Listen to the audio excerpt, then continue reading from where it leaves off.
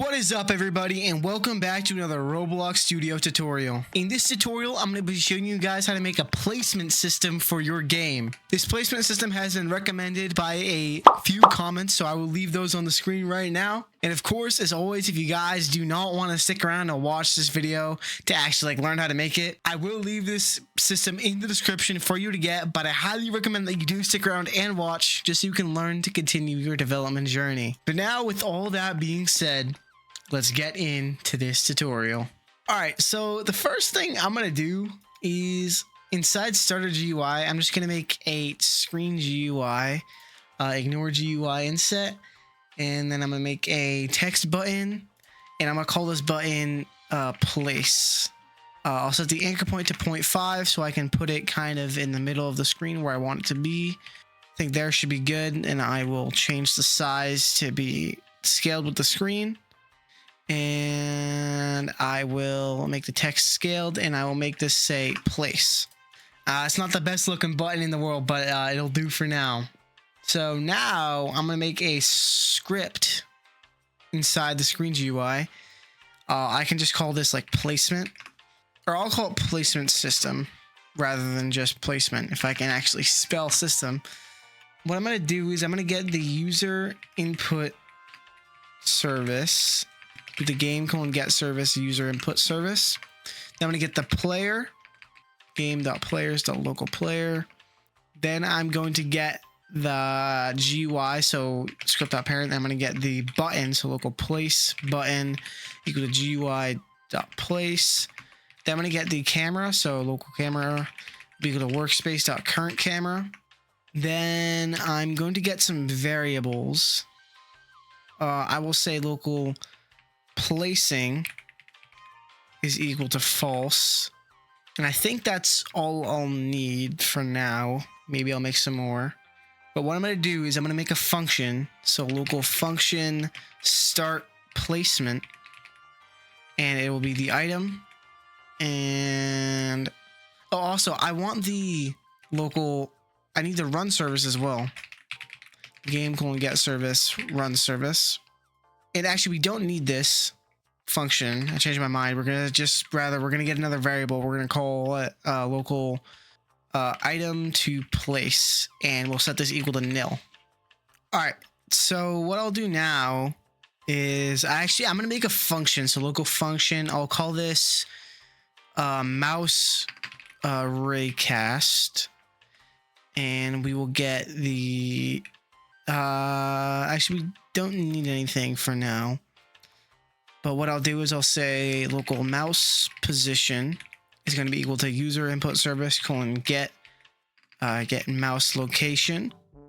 Then local mouse ray will be equal to camera viewport point to ray. We'll say the mouse position .x and mouse position .y.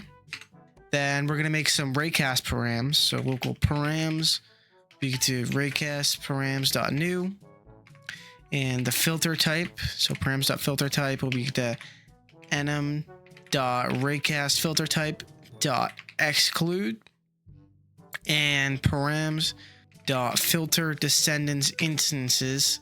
And we will set this equal to the item to place. Now I will say local raycast equal to workspace raycast and the mouse ray .origin, then the mouse ray .direction times like 1,000, and then the params, and then we'll return the raycast. And now I'll say run service .render step when connect function. Then we'll say the result is equal to the mouse raycast, and we can say if result and result dot instance. Then and also we'll say and item to place.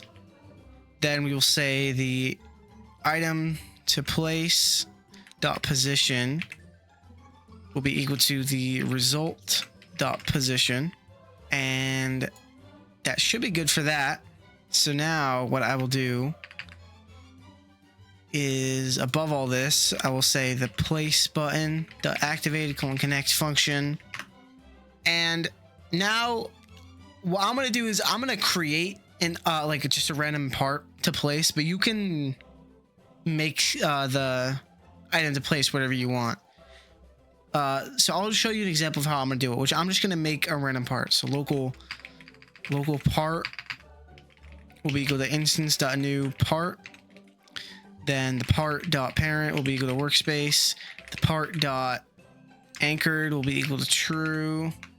And part dot, actually, I think, so yeah, I just made a random part, and what I'm going to do to get this part to actually be the one that I want to place is all I'm going to say is I'm going to set the item to place to be equal to this part. And one more thing I'm going to do is I'm going to say user input service dot input began connect function, then say input and game prost, then we'll say if game prost, then return end, and if input dot user input type is equal to enum dot user input type dot mouse button 1, then item to place destroy, and the item to place will be equal to nil.